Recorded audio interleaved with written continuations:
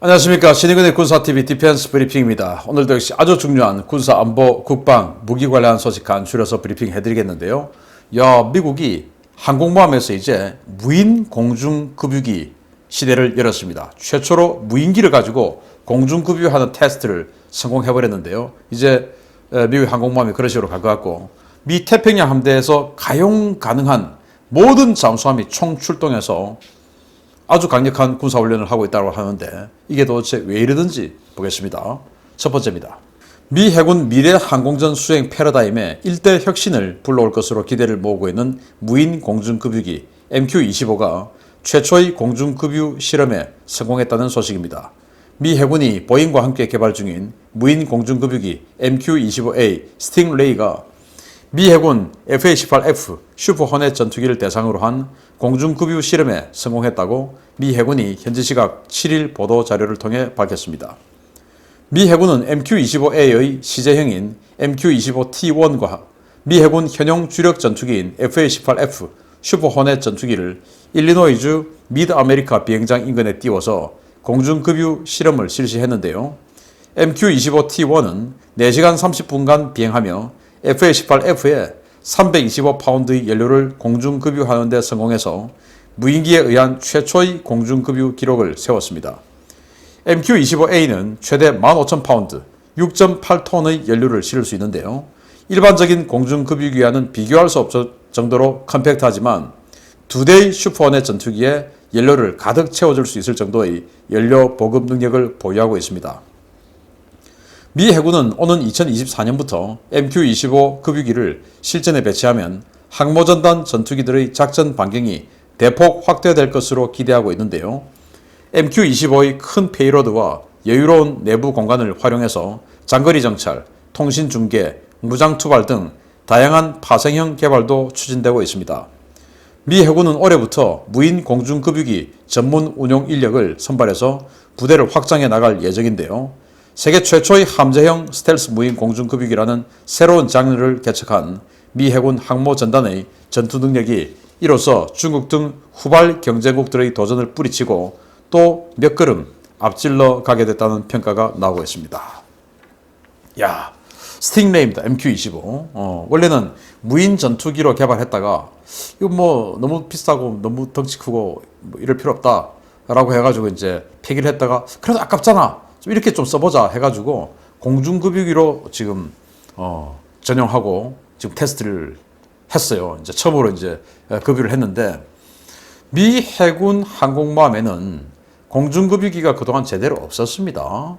과거에 이제 EA-6B 프라울러 전자전기가 있던 시절에 그때 동종의 항공기를 가지고 공중급유기를 만들어서 또 급유를 했던 적도 있는데, 지금은 그런 거 다 사라졌죠. 그래서 지금은 F-18EF 슈퍼호넷 전투기에다가 무장을 탑재하지 않고 밑에다가 600갤런짜리 연료 탱크를, 보조 연료 탱크를 5개를 달고 그걸 이제 띄워서 공중급유를 해주는데, 이게 작전할 때 해주는 것보다는 이제 전투기들이 쭉 가가지고 이제 자기 임무구역에 가서 작전을 하죠. 그리고 돌아옵니다.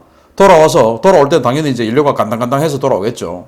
그렇게 해서 착함을 합니다. 그런데 착함에서 만약에 실패를 하면 다시 터치앤고 해서 올라와야 되죠. 올라와서 이제 선회를 하고 다시 자세 잡고 들어가야 되는데, 이거 몇 번 실패하면 연료 떨어져가지고 바다로 들어가야 되겠죠. 그래서 그러한 것들을 미연에 방지하기 위해서, 만약에 한 번만에 착함에 실패를 하면 이때 이제 상공에 떠 있다가 버디 투 버디 방식으로 슈퍼호넷에게 급유를 해주는 겁니다.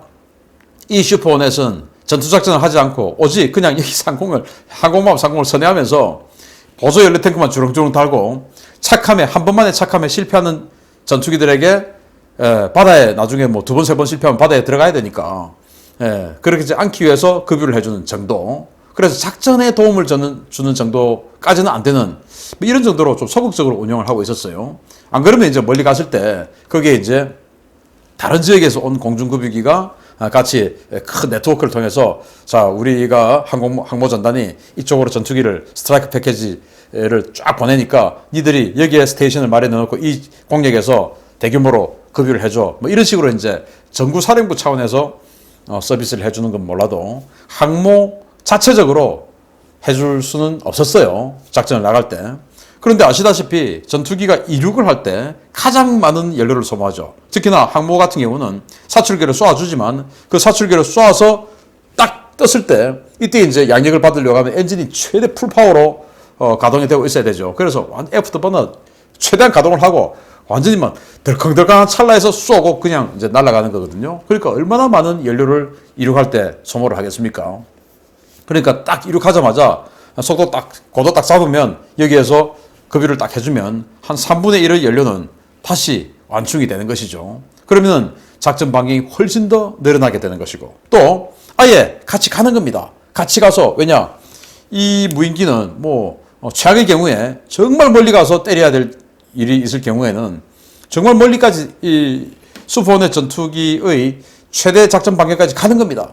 가서 거기서 넣어주는 거죠. 그리고 자기는 그냥 거기서 추락하면 되는 겁니다. 왜? 조종사가 없으니까. 가격이 또 크게 비싸지 않으니까. 이제 이런 식으로 하면 슈퍼호넷 전투기의 작전 반경이 2배까지 늘어날 수 있는 이제 이런 상황이 될 수 있죠. 그래서 미 해군 항모의 작전 능력이 아주 크게 비약적으로 넓어질 것이다. 라고 생각이 되고 앞으로는 여기 이제 내부 무장창하고 다 있으니까 스스로 폭격도 하고 이제 이런 식으로도 해나가겠다. 라고 하니까 미 해군 항모의 능력은 좀 더 강화되겠다. 라는 생각이 드네요. 중국이 이런 거 보면 참 겁이 덜컥덜컥 나겠습니다. 두 번째입니다. 미 태평양 함대 사령부가 보유 잠수함의 3분의 1, 즉 가용 잠수함을 총동원하는 역대 최대 규모의 잠수함 긴급 동원 훈련에 돌입했다는 소식입니다.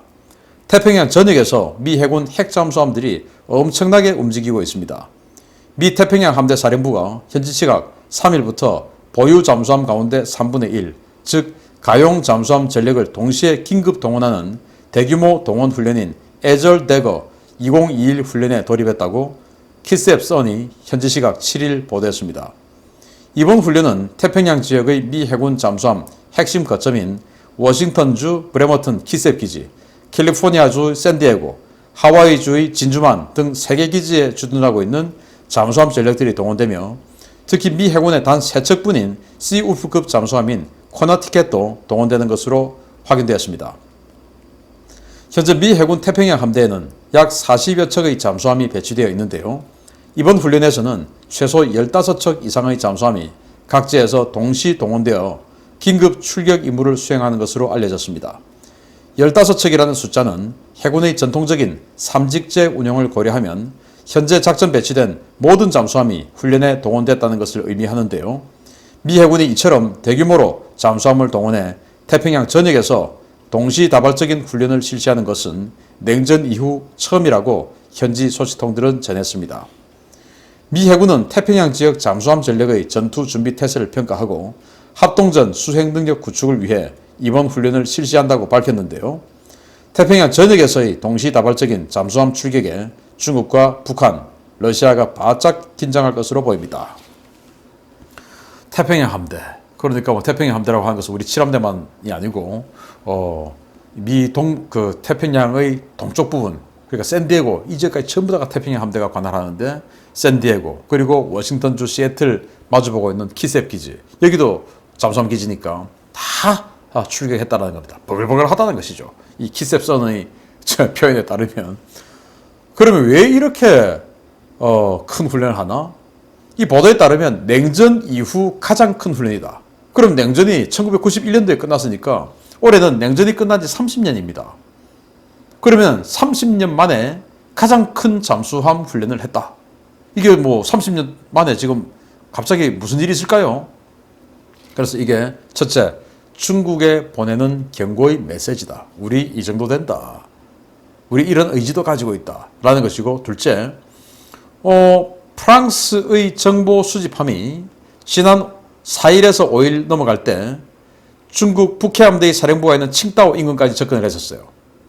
그리고 6일 날은 미국의 RC-135U 리벳 조인트, 컨베센트 정찰기가 서해에 들어가서 역시 산둥반도 인근까지 들어가서 정찰을 했어요.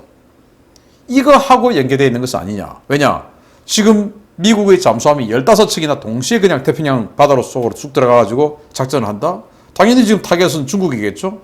그러면 중국은 지금 비상 걸고 자기네도 잠수함 보내고 뭐 레이더 돌리고 뭐 아주 분주하겠죠. 이때 중국의 각종 레이더파, 통신전파 이런 것들의 전파를 대규모로 수집하려고 하는 대형 낚시가 아닌가라고 생각이 돼요. 그래서 프랑스 정보함도 들어가고 미국의 리베 조인트도 들어가고 이런 거 아니겠습니까? 그래서 예를 들어서 중국의 통신 전파를 제밍을 하려고 하면은 그들의 주파수 특성을 미리 알고 있어야 됩니다. 그리고 레이더파를 제밍을 하려고 하면은 그 레이더 파장을 미리 알고 있어야 되죠. 그런데 아무런 준비도 없이 알 수가 없지요. 또 잠수함을 탐색하려고 하면은 그 잠수함의 스크류나 소음 음문을 가지고 있어야 되죠.